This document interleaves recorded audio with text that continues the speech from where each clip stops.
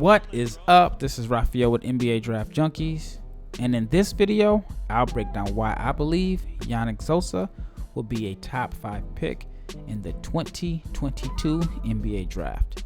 Now, I had a hard time figuring out which skill set that I wanted to highlight because there is a lot to like. Actually, there's a lot to love, but I guess I'll start with the clips that are showcasing Nzosa as a finisher and a roll man.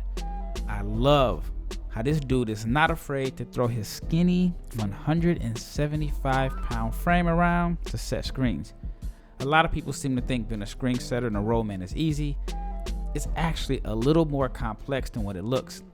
Nzosa already has an advanced feel for finding the gaps in the defense and knowing when to roll hard to the rim, short roll, and even rescreen. Another thing I like is his energy and his motor. He always seems to be moving and always seems to be looking to make himself available for easy buckets around the rim. To be totally honest, it seems like all of his attempts are easy buckets around the rim. He's a crazy efficient finisher, converting 70% from the floor as a roll man. Yes, you heard that right, 70%. 35% of his possessions were out of pick and roll, which was the majority of his attempts, and he scored 1.397 points per possession, which only ranked in the top 94 percentile in Europe last season, and I'm being sarcastic when I say only. This is nuts considering he's only 17 years old and was scoring with this type of efficiency in Spain's ACB, which in my opinion is the best domestic league in Europe. Next, I want to touch on his touch around the rim. While Nzosa is still very raw and his skill set is still developing, I've been impressed with his touch around the basket. He's shown he's capable of making soft touch finishes, although it's only with his left hand. He'll need to add a right hand and work on right hand finishes around the rim, but he's only 17, so he has plenty of time to become an ambidextrous finisher. But I really like how he's already developed a soft touch floater when he's the roll man. Now, I absolutely love watching Nzosa run the floor and fill the lanes in transition. You know what? To be honest, I don't even know if runs is the correct term. He literally sprints to the basket, often outrunning everyone on the court. Seeing him fly down the lane is just another example of his energy and motor, and also his exceptional quickness for a 7-footer. Just a little under 10% of his possessions came in transition, where he made over 71% of his attempts and averaged 1.375 points per possession, which ranked in the top 86 percentile in European competitions. Now here's a play. Even though he didn't make a basket here, this play shows his promise as a rebound and run threat.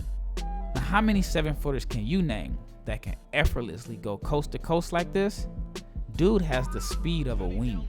Let me remind you that Yannick Nzosa just started playing basketball around 4 years ago, so he's still pretty raw, but if there's a such thing as being raw and polished at the same time, Yannick Nzosa is the poster child. I know it's a limited sample size, but I see flashes and a lot of promise and potential of him becoming a threat off the dribble and being able to create mismatches in space with his speed and quickness. I also believe he'll be able to develop into an effective bucket getter on off-the-ball motion plays and half-court sets. Last, but definitely not least, Nzosa's impact on the defensive end might be his most valuable skill set. At 17, he's already a terrific shot blocker that makes defenders think twice about challenging him at the rim. I'm not a big per 36 guy, but I used him to support my case.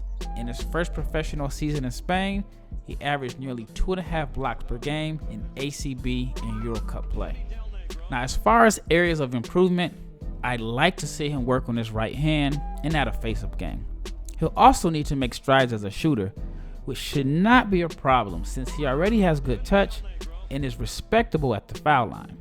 Now, a lot of this is related to his inexperience, but he'll need to improve his feel for the game and become a better decision maker and passer.